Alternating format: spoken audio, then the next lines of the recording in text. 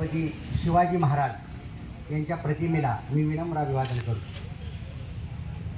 त्याचबरोबर विचारपीठावरती उपस्थित असणारे सर्व सन्माननीय अधिकारी, पदाधिकारी, त्याचबरोबर आज 396व्या शिवजयंतीनिमित्त व्याख्यान ऐकण्यासाठी जमा झालेले शेतकरी बांधव आणि भगिनी, कारखान्याचे सर्व सेवक वृंद यांना मी नमस्कार करतो. आपल्या सर्वांना माहिती आहे की आज 19 फेब्रुवारी आहे.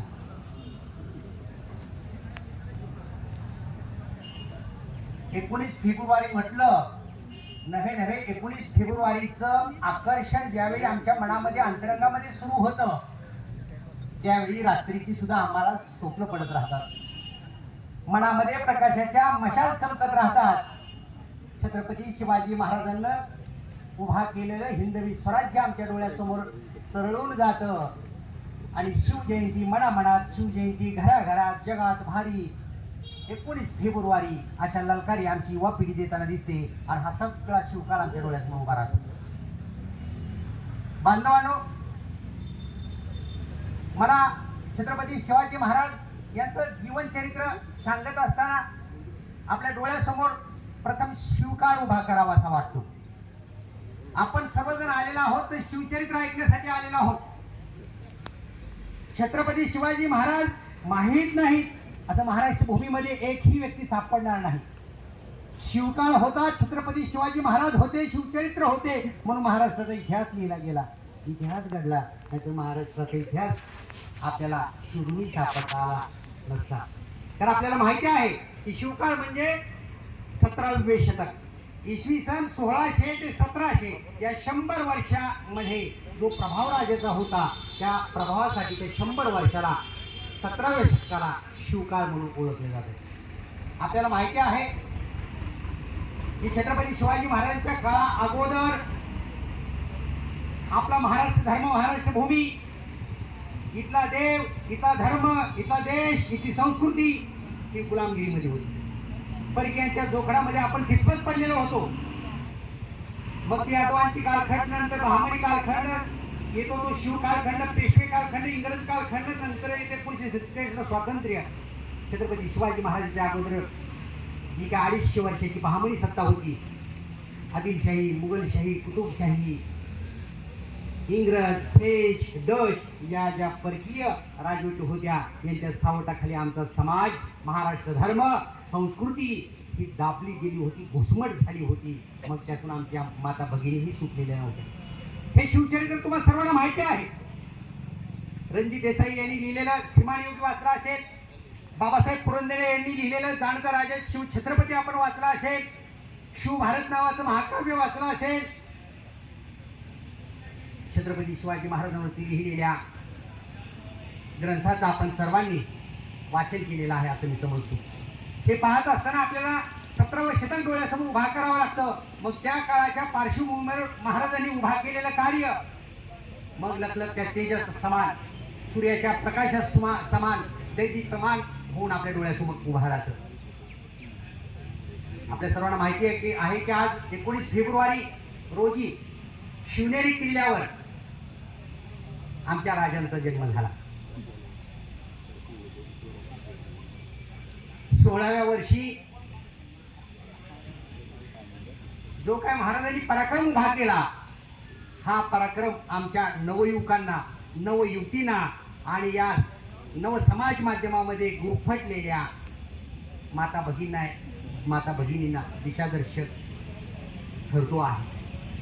छत्रपती शिवाजी महाराजांचं कार्य सांगत असताना महाराष्ट्र धर्म, रयत, छत्रपती शिवाजी महाराजांचं पाणी व्यवस्थापन कौशल्य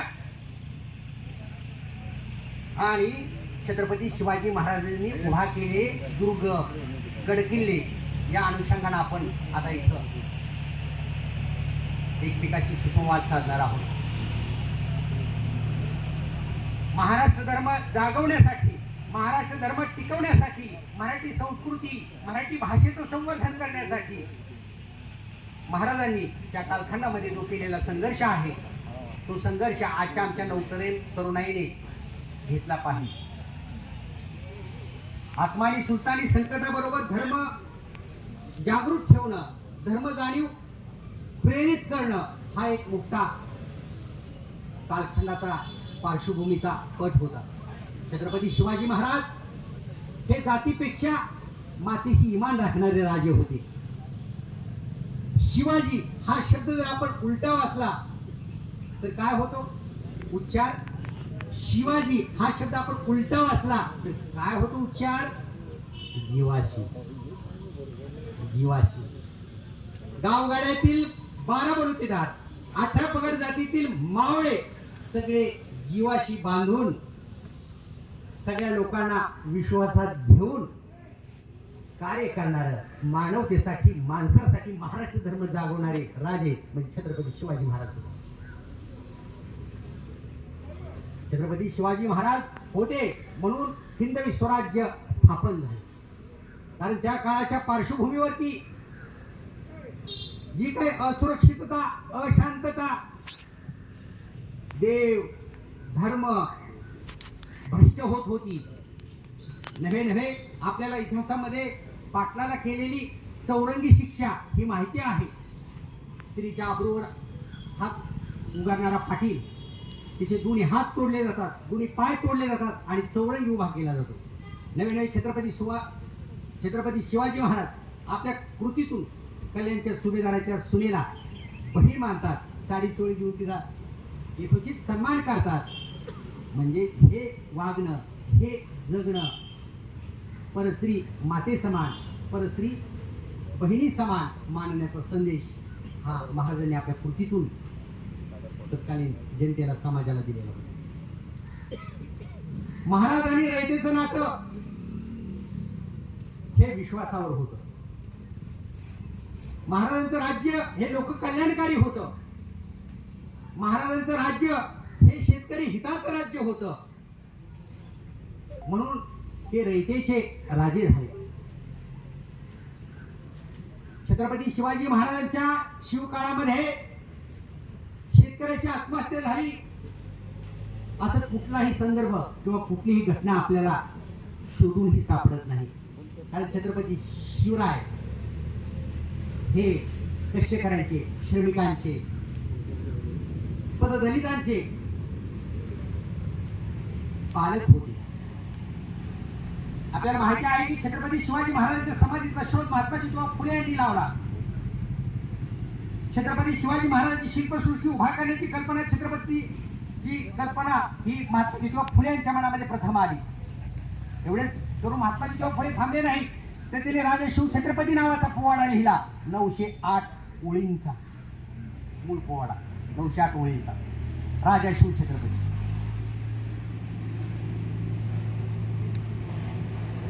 कुळवाडी भूषण म्हणून ते त्यांचा गौरव करतात. शूद्रांचे राजे, बहुजनांचे प्रतिपालक, निश्चयाचा महावीरू, अखंड स्थितीचा निर्धारू ही वचनं आपल्या सर्वांना मुखोद्गत आहे.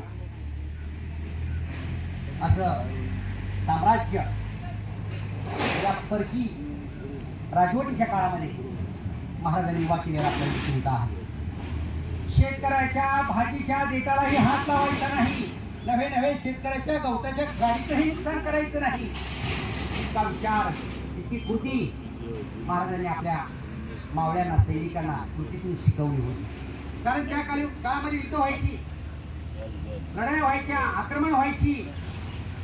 दिवस रात्र, पौर्णिमा, अमावस्या अशा काही गोष्टी नव्हत्या. महाराजांनी कधी पंचांग बघितलंच नाही. महाराजांनी कधी नवस केलाच नाही. महाराजांनी कधी सत्यनारायण पूजाही घातली नाही. महाराजांचा विश्वास होता स्वतःवरती, मन, मनगट, मेंदू आणि आपल्या माणसावरती. ही जीवाभावाची माणसं आणि त्यांच्या विश्वासावर उभा केलेले हिंदवी स्वराज्य ते आई मातोश्रींची इच्छा ते व्यक्त करतात. म्हणून माझ्या पिढ्यानं हा संदेश त्यांच्या कृतीतून, शिवचरित्रातून घेणं गरजेचं आहे. छत्रपती शिवाजी महाराज आपल्या आईवडिलांवरती प्रचंड प्रेम करायचे. आमच्याही नव्या पिढीनं आपल्या आईवडिलांची सतत शतशः नमन करावं, प्रेम करावं. महाराजांच्या शिवचरित्रातून आम्ही काय घ्यावं? आई वडिलांवरती प्रेम करावं. महाराजांच्या शिवचरित्रातून आम्ही काय घ्यावं? आम्ही व्यसन करू नये. महाराजांना काही संकट आले नाही का? महाराजांच्या काळामध्ये संघर्ष करावा लागला नाही का? तर हातावर प्राण घेऊन प्रजेच्या रक्षणासाठी महाराज ऊन वारा अंधार याची तमा न करता जात होते.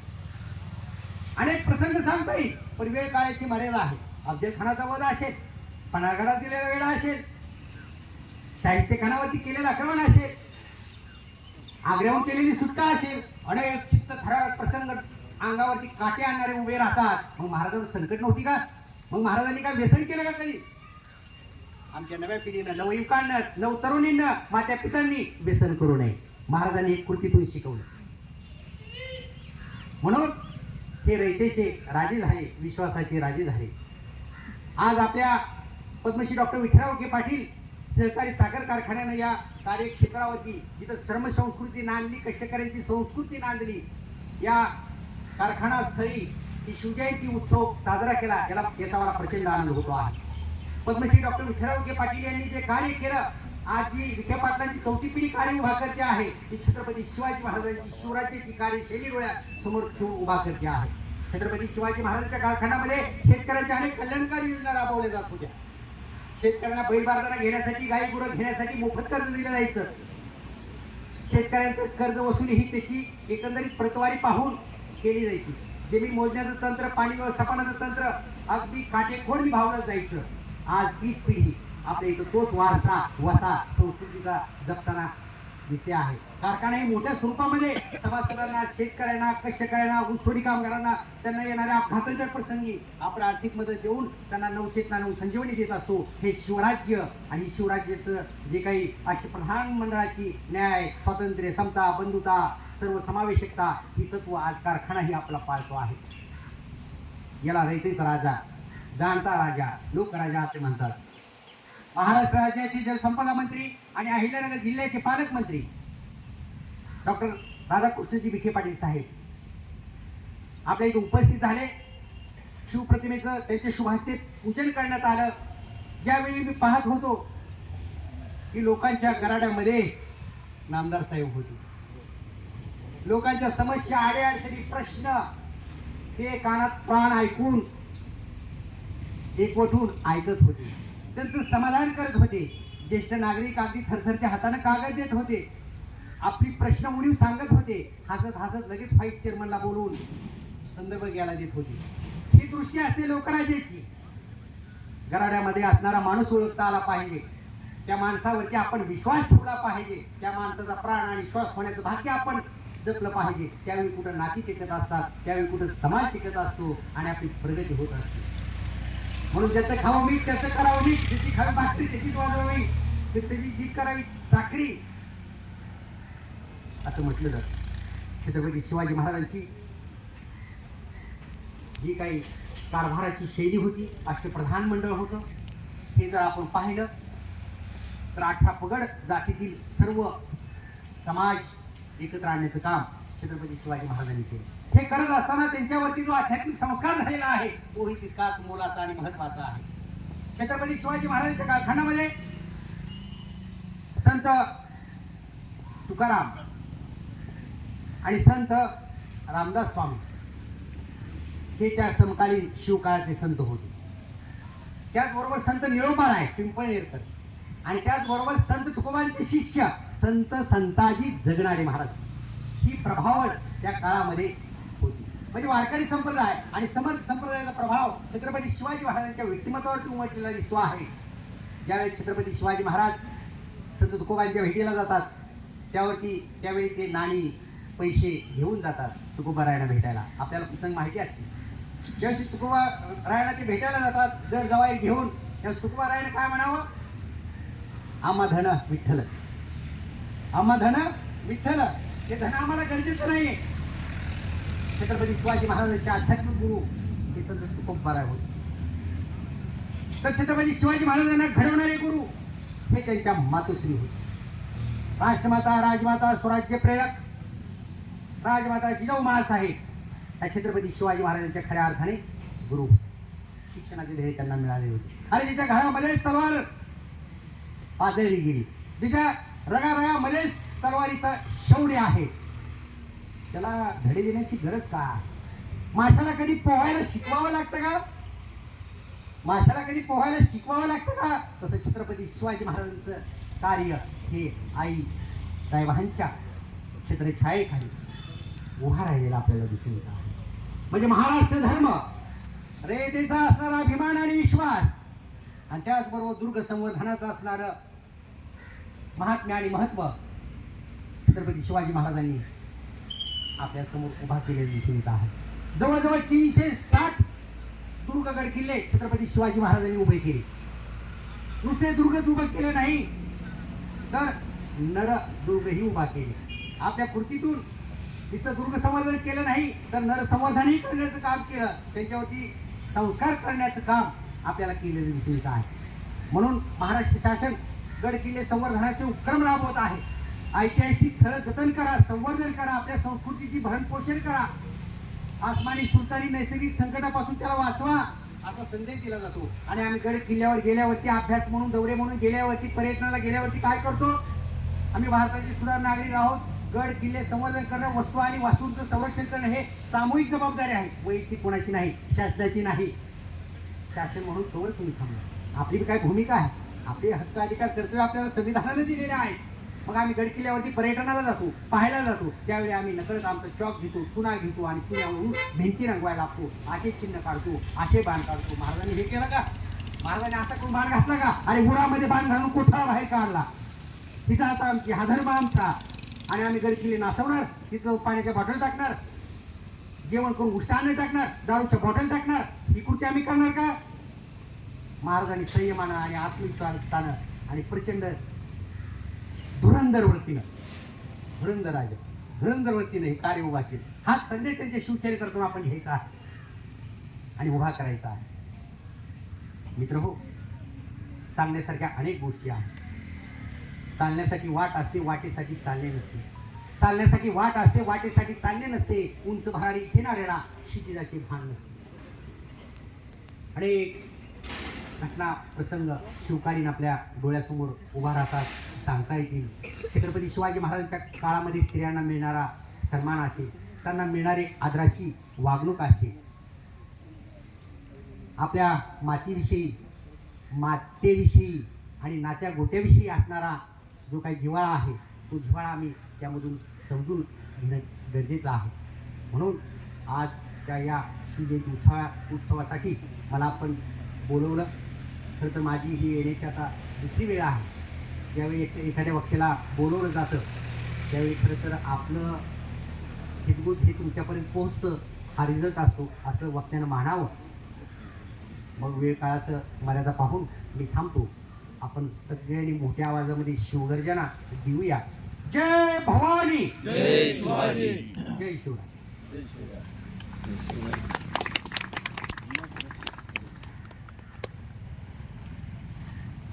शिंदे सरांनी अतिशय चांगलं आपल्याला व्याख्यान दिलेलं आहे.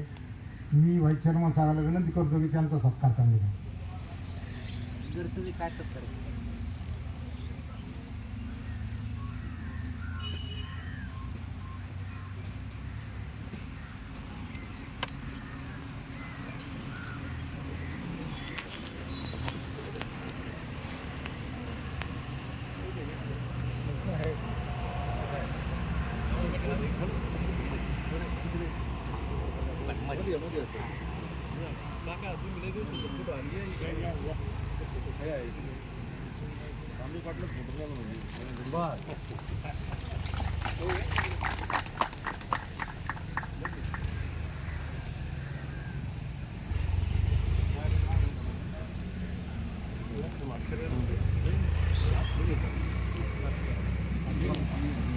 छान बोलला.